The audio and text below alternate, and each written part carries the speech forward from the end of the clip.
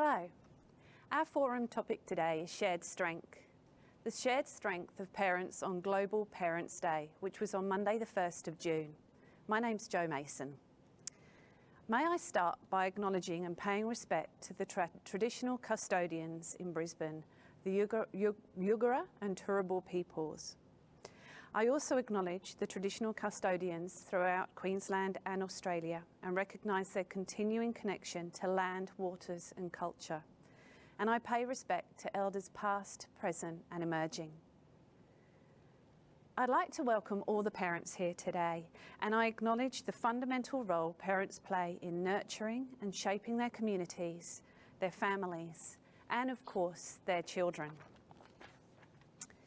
Sadly, the Honourable Di Farmer, Minister for Child Safety, Youth, Women and Minister for the Prevention of Domestic and Family Violence, is unable to be here today due to a change in Cabinet commitments.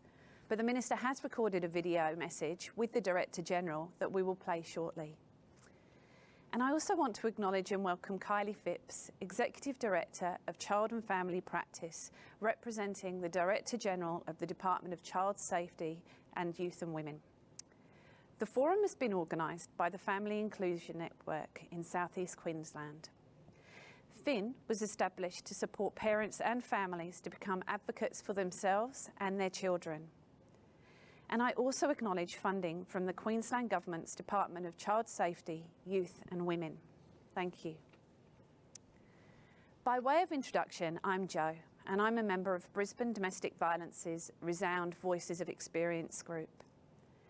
Today's panel members are all of the newly formed Queensland Parents Advisory Committee, QPAC. So I'd like to welcome Sloane, Lila, Kylie, and we have Leah on the screen here as well, who's joining us. So thank you, everybody. On the topic of Global Day of Parents, just to give you some background, it's here to emphasise the critical role of parents in the rearing of children. The Global Day of Parents recognises that the family has the primary responsibility for the nurturing and protection of children. For the full and harmonious development of their personality, children should grow up in a family environment and in an atmosphere of happiness, love and understanding. Designated by the General Assembly in 2012, the Global Day of Parents provides an opportunity to appreciate all parents for their selfless commitment to children and their lifelong sacrifice towards nurturing this relationship. And I'm sure that all the parents that are here today and those joining us via video link can relate to this as well. Just before we get into the question, I want to let you know that these online Zoom webinar things often have a live chat function down the side. But for this panel, we haven't turned it on today, just because we have limited time. But please jot down your thoughts because we do want to hear from you, and an evaluation form will be sent to you and the Family Inclusion Network, and it's just an email away. So please get in touch. We would love to hear from you and we will get back to you with responses.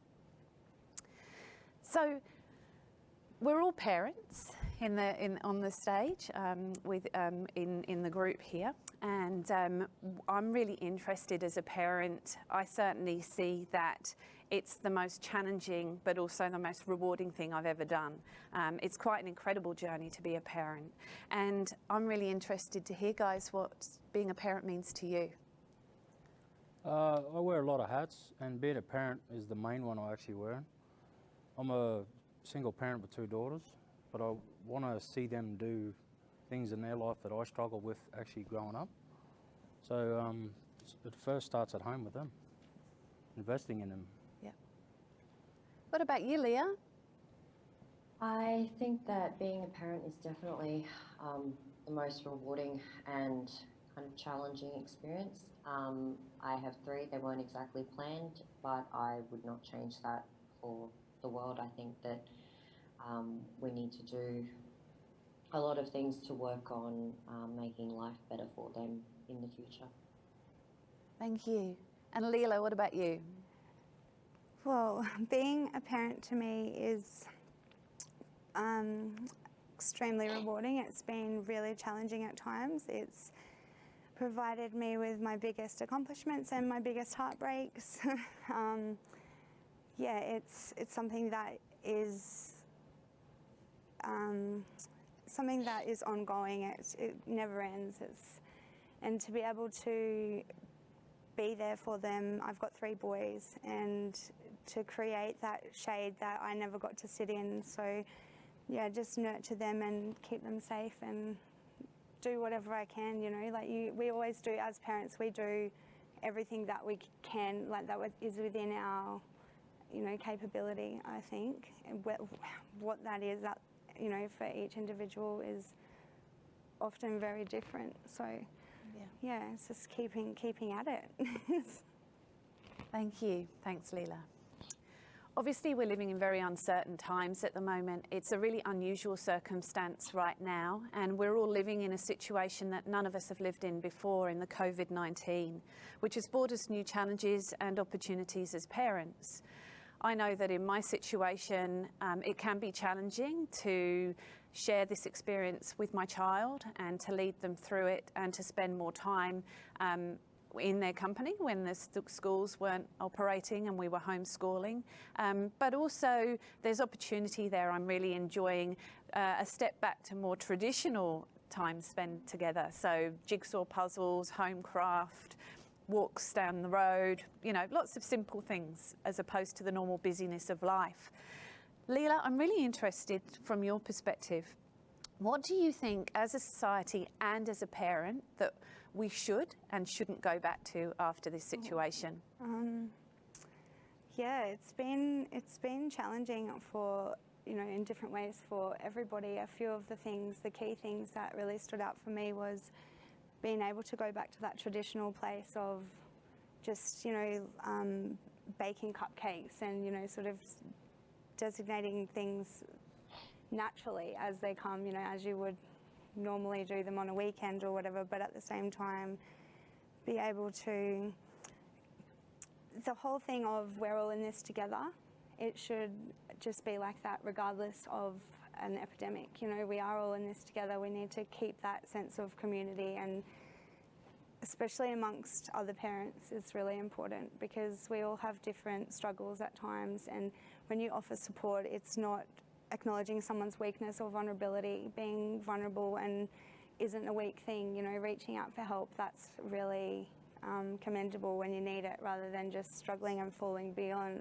you know, below that sort of line. So I think keeping that sort of connection and looking at social distancing only as a spatial thing, not as a you know, a community, like as an engagement, like still keeping those engagements and connections and talking to people and asking for help and those sorts of things. I think that's been a really big part of this COVID thing, that we've been able to reconnect with our neighbours, with our peers, things like that.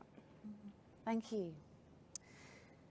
As I mentioned previously, the Honourable Minister Di Farmer is unable to join us today, but she has sent us a video, and we're delighted also to be seeing and hearing from the Director General, Deidre Mulkerin too. Minister, so what does being a parent mean to you? It is the most important thing I've ever done. Doesn't matter what else I might have achieved in my life. In fact, it almost makes me teary when I talk about it. But at the same time, I remember someone saying to me that it's being a parent is a bit like wearing your heart outside your body. That it has the capacity to make you the happiest you could ever be, but it has the capacity to break your heart as well, because you just care so much about what happens to your kids. So, Minister, your department was the first department to set up a formal process to hear directly the views from parents who have been involved in the child protection system. So, was that a hard decision for you to make, to set that up? No, not at all. Not at all. I was actually, I was so pleased that the Family Inclusion Network actually put that proposal to me, because parents are the key. If we can if we can get it right with parents, if we can support parents, and if we have the voice of parents to talk to us about how to provide that early support to make sure they have a voice, then you know, I think that we can take care of a lot of other problems further down the track. And to me, the child protection system, it's a big family in itself. You know, whether you're a child safety officer or a carer or the child, but particularly if you're a parent, we all have to be part of this, and everyone has to have an equal voice in what is a really difficult and challenging process. So they need to have that equality. So I was delighted, and it was a no-brainer for me. And how was it the first time you walked into the room and you met with parents? I think we all cried. I certainly was very teary, and we had a group there, and there was a mum called Amanda who phoned in as well. She was just determined to be there, and although I had supported the concept of having a parent advisory committee, and it was not until, you know, everyone went around the table and actually talked about what their experiences were, and it was heartbreaking.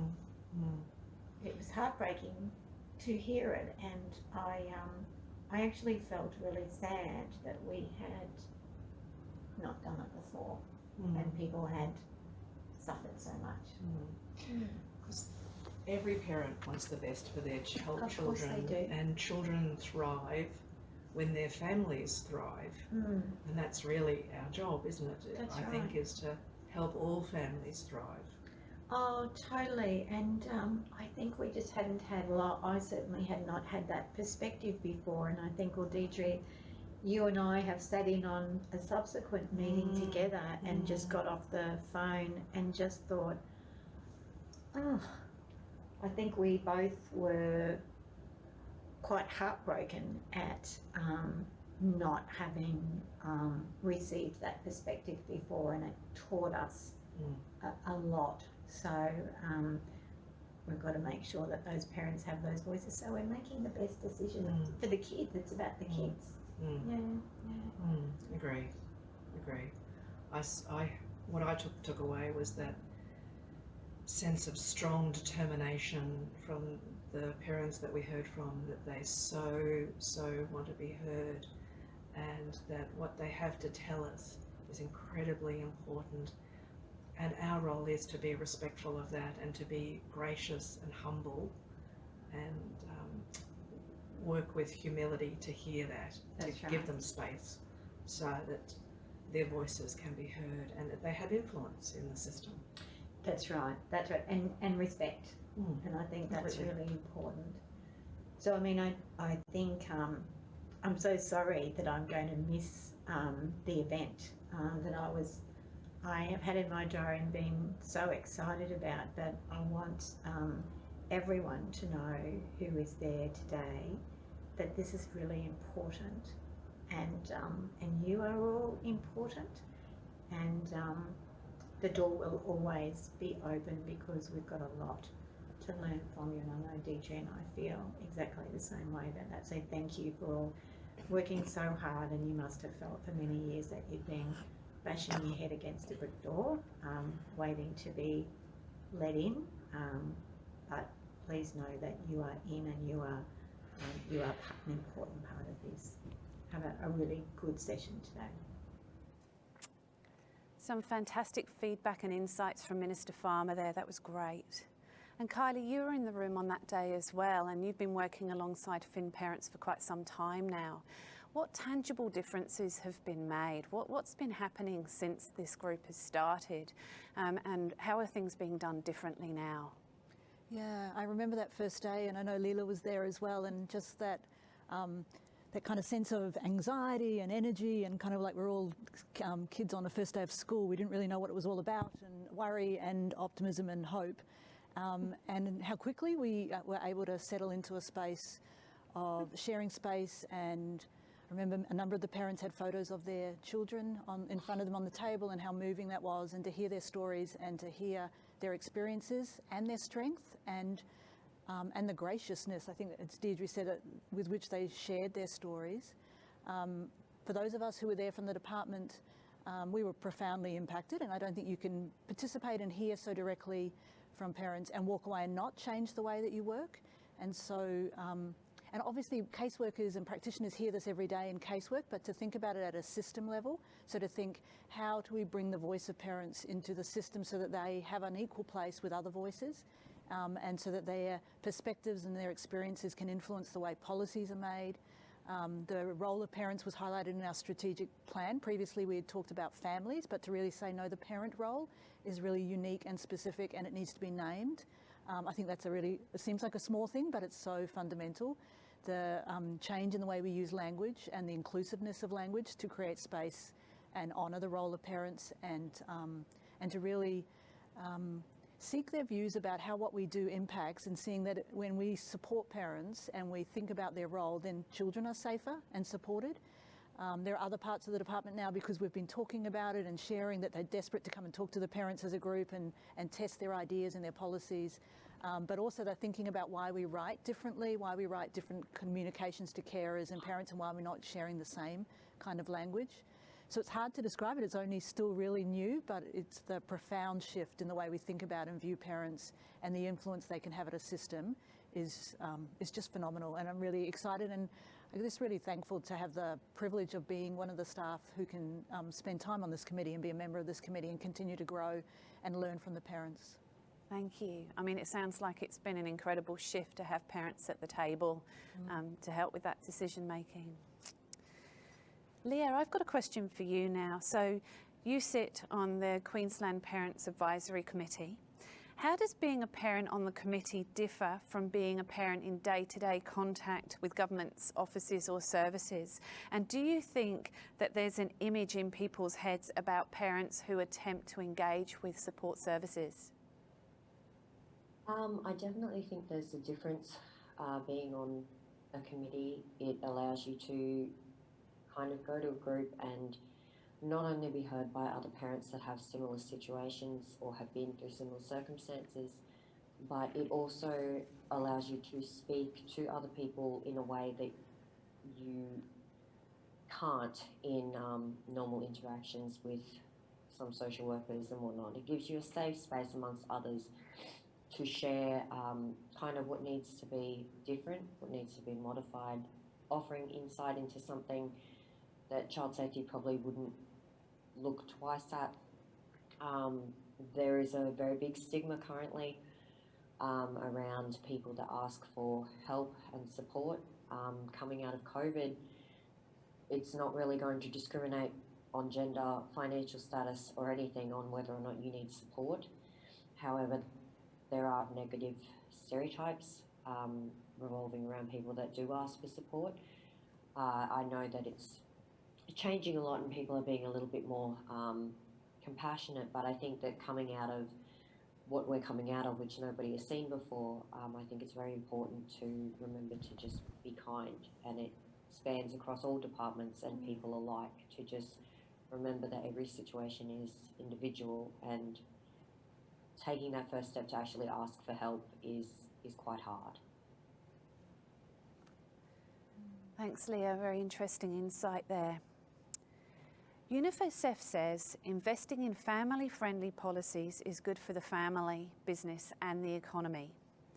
The UN's Global Day of Parents is also emphasising family-friendly policies and practices this year, particularly in the context of the COVID-19 juggle. Sloane, language is really important. What do you think when you hear the words family-friendly policies or parent-friendly policies? What does that mean to you? Being Indigenous, you mentioned the word policies, it comes back to a dark history. So you actually really need to actually get away from that image of what it says. And you're talking to parents, you're actually talking to human beings, you're actually talking to people who had experiences, because there's no actually manual for to be a parent. So you need to actually walk with them on a daily basis to actually understand, because I haven't talked to anyone that's got a perfect plan as being a parent. But a policy to the average person is just it's a foreign language. Yeah. So we need to actually bring that to them and actually give their input on how they're actually going to do things as a parent. Thanks, Sloane. Wouldn't it be great if we did have a perfect plan for a parent? I think we'd all want a copy of that. But you wouldn't learn anything. You wouldn't grow from the hard times. You're right. So this is a question for all of you. Do you think that parents can support parents better than systems can? Perhaps we'll start with you, Lila. Oh, I think that it really needs to be a combined effort. You can't have policies in place that are going to work to their full capacity when you have society and communities that are disconnected from each other. I think it really starts within us as parents on a general, on a really generic, like base, bottom line level, that we get rid of the stigmas associated with vulnerability being a weakness. Vulnerability, acknowledging that you're vulnerable, is a really strong and brave thing to come out with and ask for help. But there's still that, for me, it's offering help to people is really hard, especially if they're not very familiar with me or who I am, or I'm not familiar with them. Offering that help in a community sort of environment it's risky, because you think that those people or whoever you're offering the help to is going to come back with you defensive, like, I don't need help, I'm fine, I'm not struggling, I'm not. But so it's risky on both. So I think that having that understanding between parents on a general level, and as well as like co-parenting, that's a whole different sort of thing, but not relying on court systems and that stuff to be able to communicate and work out what's best for your child. Like Sloane said, there's no handbook, there's no right or wrong way to do it, but just that connected, and really putting the kids first, Yep. That's what I think about it has to be a sort of a joint Combined. sort of effort. Thank What you. do you think about that?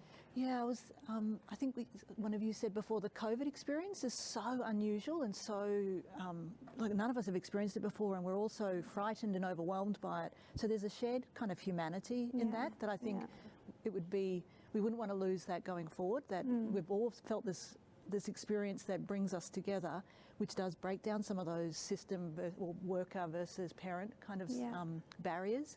And we've all had to say, I don't know what's going on, I don't know how to make decisions, I don't know how to keep me and my family safe. Yeah. So to be able to continue that sense of community and humanity going forward, I think would be amazing. Yeah. And I think you're right, it's a combination. You need the infrastructure, so you need the resources and the access to support. supports. Yeah. But the people who can really sit with you in that moment are people who've had the same experience. And direct you to those supports, just that, and the knowledge of what support's available, like really getting that out there somehow. Yeah. Yeah. What about you, Sloane? What do you think about parents supporting parents and systems? Well, it takes a village to raise children. And that's what experience is. We all go through that together, but sometimes that system is actually designed to break us apart. But kind of this COVID thing is actually an opportunity to actually bring that all back together. But parents need to actually hear your experiences to know so they can understand and actually feel vulnerable themselves, because vulnerable is a strength. It's a strength of actually saying, you know what, I do need help here. And it's actually a way of looking inside of you and saying, I do really need help here. Yeah. Leah, what are your thoughts on it? I think that both sides offer very different experiences. Parents offer a lot more empathy, I find, than support services, but support services, like Lila was saying, have the resources. So I think collectively it would be ideal if we can work together. During the COVID, I have seen a lot more togetherness and kind of integrating parents with support services. There's been a lot of information given out about support services and what can be accessed, but I think parent-to-parent interaction really kind of opens up a more personal experience and a more personal insight into what support services are available, and then you can kind of progress from there if everyone's open to it. But I think the first step really with anything is acknowledging that you do actually need assistance and letting down that wall to let somebody else in to help you.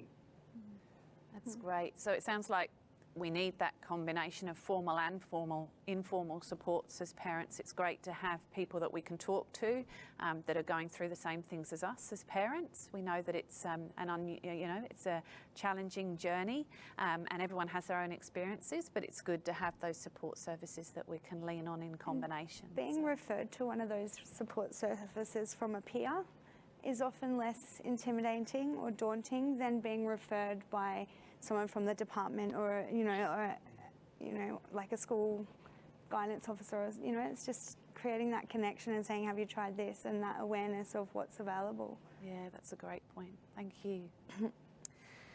So I'm really interested to hear, it's the first in Australia, the committee, and we can already see the value that's been derived from the committee.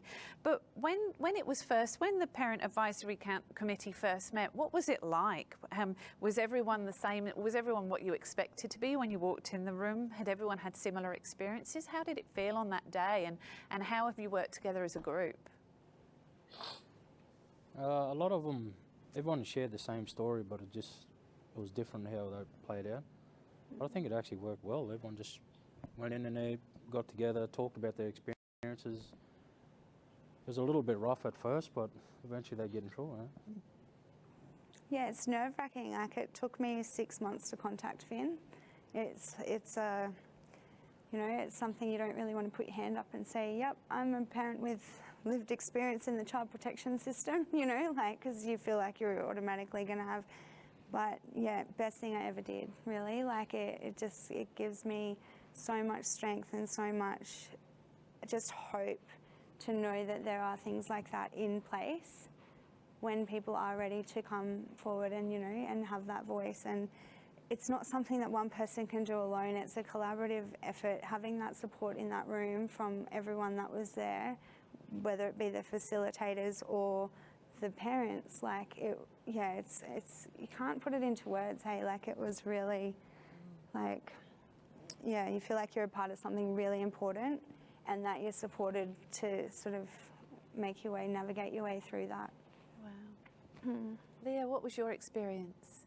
I think it showed that everyone's facing similar issues from a very, very diverse background. So you've got people of all sorts within the committee, people that have come from rural areas, people that have come from city areas. Like, you've got people that have had experiences with domestic violence, you've got people that have had experiences with just normal mental issues that have arisen. So it's kind of really good to bring everyone together and just show that there are obviously problems that have been encountered, but there are also a lot of solutions. And together with so many of us, there are so many different solutions that can be kind of played out if they're incorporated with the right services. And through linking in with the department and with DIFARMA, it's definitely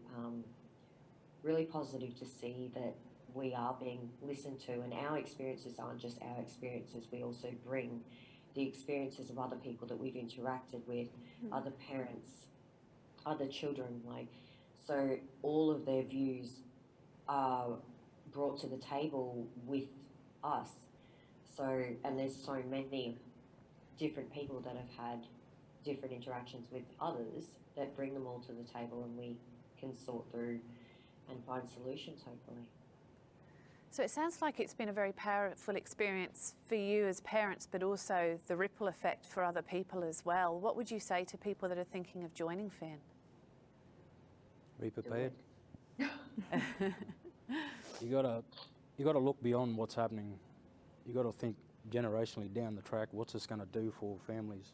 Even though it's only in the early stages, but you still got to have that vision, and you can't move from it. You've got to keep focus on it. There's people around you, like these ladies here, they'll actually drive you to that. just got to keep focused on what you got to do. Yeah. Yeah, so for me, it feels like collaboratively, like planting that seed that we're never going to get to sit in the shade of that tree, but so many, our children and generations to come will.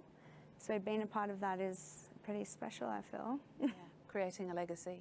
Yeah, and changing that, like to prevent seeing that happening in the future. We're not going to change our experience or our story, and that's not my goal. I don't think many of us, I think we've all sort of come to terms with the fact that our lives have played out to this point as they have, but what can we do now to change, to leave the world a better place than what we found it? Yeah. Is there anything else you'd like to add, Leah? I feel it's important to kind of make things better for our children, if not ours, theirs.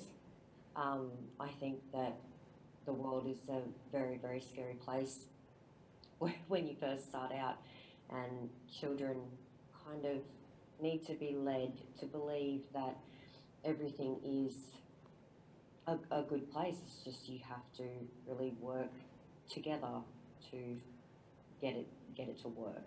It's not going to fix itself. Nothing in life fixes itself just by existing. So I think the collective experience with everybody else and the effort with a combined audience really kind of makes things better, and will make things better continually down the track if we continue to work together. Thanks, Leah. Now, Sloane, you're a bit outnumbered on the stage today, being the only dad. So can we hear from a dad's perspective? How does it differ, do you think? Is there anything that you've encountered in your experience as a father with Finn? I can't speak for all dads, but I can only speak for myself. But they just encouraged me. It was stuff I was doing before I went there, but they gave me an insight on where I can actually find information, resources, and just talk. We actually go, I ring them all the time, we talk about stuff in general. We talk about parenting, we talk about the department and systems and what's going on in the world and all that. But for me, I'm a dad, I've got a responsibility, I've got a major responsibility for raising kids, and I've got to be accountable to them as well. Yep. Yeah, thank you. We know that there have been so many inquiries about child protection and domestic and family violence prevention and mental health and family law and disability. All of these point to failures in support for parents and families. So now we have volumes of recommendations from experts or lawyers or academics or bureaucrats. If we have all that expertise, why listen to parents as well? Why is it essential to have this committee to bring the voice of parents to the fore? I might start with Lila. Okay, right, so important. It's okay to be an expert, but like the biggest experts in that is somebody that's actually sat through it and lived through it and navigated it and come out of the other end, whichever way. That's how you're going to know what would have helped you, what would have worked better, what would have, to make those sort of, fill in the gaps of where, you can be an expert and have a plan and see it in, on paper it looks good. But when it comes to actually navigating that as a parent that's vulnerable or, navigating other areas of mental health, separation, so, like marital breakdown, all those other things that are often going on in the sidelines, you need to have that sort of insight to be able to say, no, well, that would make this hard, or that might not work for this group of people, or, because we're not all in the same basket. We're all, there's lots of similarities, but it's got to work for everybody. You can't have, a big gap there for half of the people to fall down if they don't fit into that sort of. Thank you. Yeah. What do you think, Leah?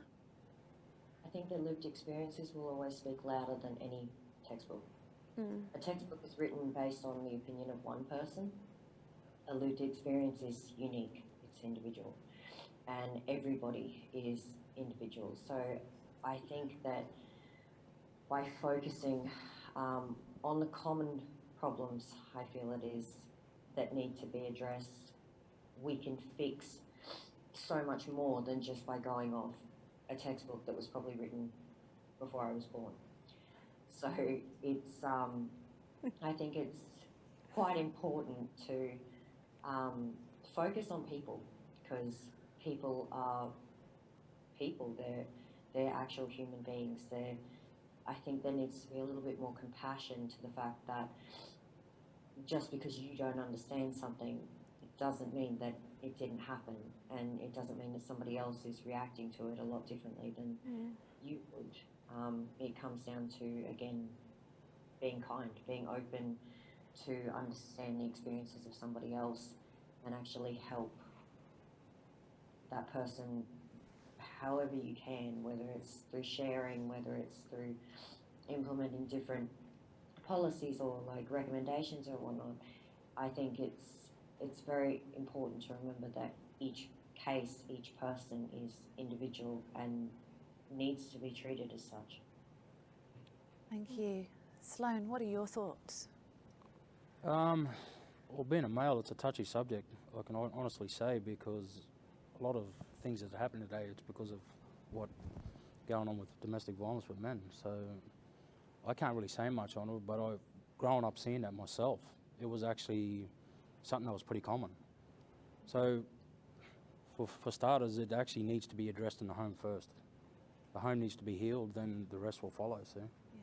But experts, they can write books to the day they die, but unless you lived it out and overcome it and dealt with it, then it's the experience of it, out of it, man. Yep. And that's where you get the relatable things with other people, especially in parents. A lot of parents get together and they talk about it, but they just don't talk about it outside that circle. Kylie, I'd like to ask you about this. So obviously in your role, you would work with experts in their field and people that would have academic credentials or professional experience or both. And now you obviously have this opportunity to work with the committee who are giving you that coalface experience. How does that work for you? How do you use the information and how do you combine those two lots of information? That's a great question. I think, you know, humans are messy and we're unpredictable, and we bring everything into a situation and the qualities that we bring. And so there are some things from research and knowledge and expertise that we pay attention to and we understand. Often they're not. You know, we need to understand them in our context. So in Queensland, in this community, with our own history and our own policies and things that we've done and the healing that needs to occur and the hurt, and there's so much that is not relevant, or it needs to be considered and brought to the community here and unpacked to say, well, what makes sense here for us and what's relevant here for our space and our time. And I think we talked about the world is changing around us. So COVID and technology and all those other things means parenting today is not what it was 5 years ago or 10 years ago. So we have to be using the knowledge and the experience from now to help take what we can from research and evidence and the wise ones who've gone before us, but not assume that that's the answer, and to hear from parents. And I think what we were saying, like, we're all messy, we're all human, we make mistakes, we turn up, we do things that are just random, and that being able to understand that and to bring compassion and humanity to our conversations and to this kind of conversation is just so important. And we can have the best policy or the best program, but if that doesn't land, or if it doesn't make sense, or if the language is wrong, then and if it's not practical for people, then it's useless. So the lived experience of parents and the insights that they can bring is just. And I guess I just wanted to say too, what I really honour about the parents here is they're using their stories about their own personal experiences, but to influence the system. So there's a cost in that. Like, I really acknowledge that, to share your stories.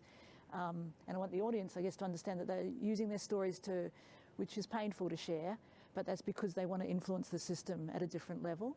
And that's a real gift to us in the system. And thank you. Wow. Thank you. So I know that Finn and the panel are delighted to be able to broadcast to more regions to everybody today, rather than us sitting in South East Queensland. What would be needed to hear from parents in all parts of the state? How would it help to hear from other parents in other situations and other regions? Leah, I'll ask that one to you.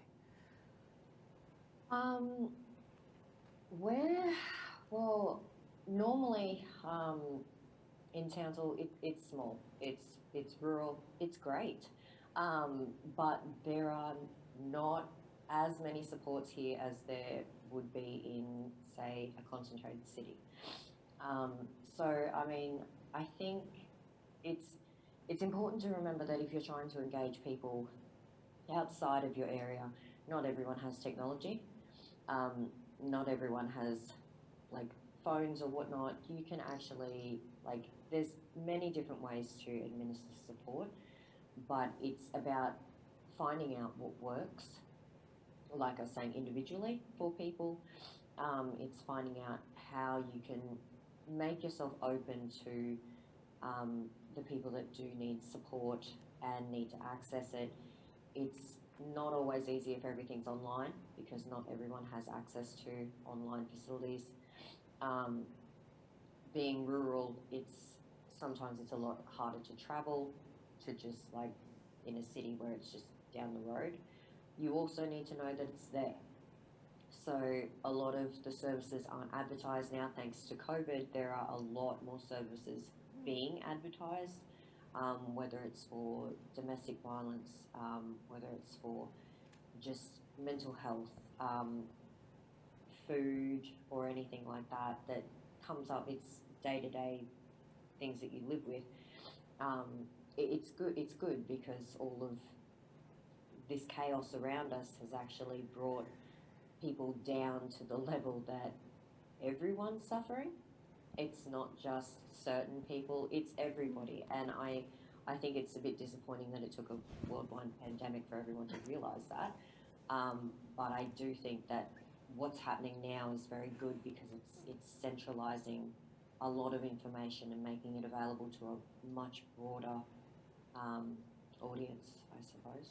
Yeah, great considerations there, and to have that approach that meets everybody's needs. It's important to hear those sort of things, Leah, so that there can be that understanding of technology or geographic limitations and things like that. So thank you.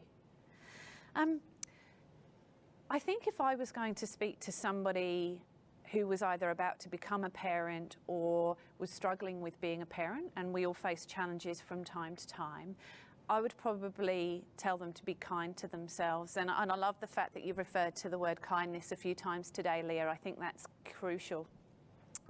In parenting, we spend a lot of time looking after someone else or other people, and it's important for us to be a good parent that we're kind to ourselves. So that would be a piece of advice or a mantra that I would give to somebody that was embarking upon parenthood or wanted some general advice about the topic. I'm really keen to hear from you guys. What would be your mantra or message to other parents on this time of Global Parents' Day for other people based on your experience as a parent? Get together with people that support you, like parents, grandparents, talk about stuff. Invest in each other because that's what communication's all about. And talk about issues. Mm-hmm. Don't be afraid to talk about issues. Because everyone's going through something, but as a parent, you actually need to actually address them as well. So your children know how to do it as well. Thank you. What do you think, Leah? I think if a lot of parents actually understood just how many more people are going through problems. If they have issues, you are not alone. In so many ways, shapes and forms, you are not alone. Whether it is something that like postnatal depression, or you can't find money or you can't do all these things that you think are necessary to be a parent. Every parenting experience is different, and you shouldn't beat yourself up because you don't look like the parent that you see on TV. TV is unrealistic. Don't go off TV. All of your experiences are personal, and whatever you do for the best interest of your child, you should be confident knowing that it's your choice. There are help there. Like Sloane was saying, you can reach out to other people, and you may be surprised just how much relatability there is with even the person next door. So don't be afraid to ask for help. Do the best that you can, and if you do need help, ask for it. without the fear of judgment. Thanks, Leah. What about you, Lila? I guess one of the biggest things for me and some of the best advice that I could give would be to not have your own sort of expectations. Just don't have any because when it doesn't pan out the way that, you know, you're gonna be hard on yourself. So just roll with it, like, because, you know, I know I'm certainly have not been that, you know, I'm never gonna yell when I have babies. You know, when I have kids, I'm never gonna shout because my parents were yellers. But, you know, that's something that, you know, and then every time if you shout at your kids, you're like, oh no, that was what I wasn't gonna do. Like, just roll with it, do the best that you can, and reach out for help, like ask for help. And if you're having a conversation, like the best way to sort of start that, sort of create that space of everyone feeling safe and being vulnerable is to throw your stuff out on the table, you know, throw out your struggles on the table, and other people will feel more comfortable to follow through, and then you find this common ground that you all sort of realise, like, yeah, we all sit there sometimes. So it's, yeah, that's been a really big thing for me in parenting. Thank you. So some great themes there: communication, empathy, understanding you're not alone, and understanding. judgment. Don't judge other people, because when you judge other people, you expect people to be judging you constantly. So if you just stop that whole judgment of, you know, and even offer support or advice in that time when you're feeling judgment, like judgy, like we all do, like pull it back in and put yourself in that position and remember what it's, you know, what it's like to sometimes struggle, and what would have helped you in that time when you're struggling, you know? Thank you. So unfortunately, that's about all we have time for today. And I'd like to thank our wonderful speakers. So we have Sloane, member of the Queensland Parent Advisory Committee, Lila, another member, and Leah, also a member. Thank you for joining us via video, Leah. It must be a bit tricky to do it that way. Thank you very much. Thank you. Thank you, Kylie, Executive Director of Child and Family Practice, Department of Child Safety, Youth and Women. So thank you, everybody. It's been a great session today. For those of you that are watching via video link, please let us know what you thought. As I said, we didn't create a chat function today on today's forum, but Finn is really keen to hear from you. So there'll be an evaluation form that's coming your way. Please fill it in. It's really important to us to shape the way that we move forward and continue these communications. Or you can contact Finn via email or from their website, which is FINSEQ, finseq.org.au, or on Facebook, and we can send you all those details. I'd also like to again acknowledge and thank the Queensland Government's Department of Child Safety, Youth and Women for supporting this incredible initiative. And especially thank all the parents out there. We know that it's a tough job, we know it's a big job, and we really acknowledge the work and the love that you put into being a parent. Finally, big congratulations to Finn and its members for making this forum possible. Thank you again to everybody for joining today, and happy Global Parents Day. Thank you.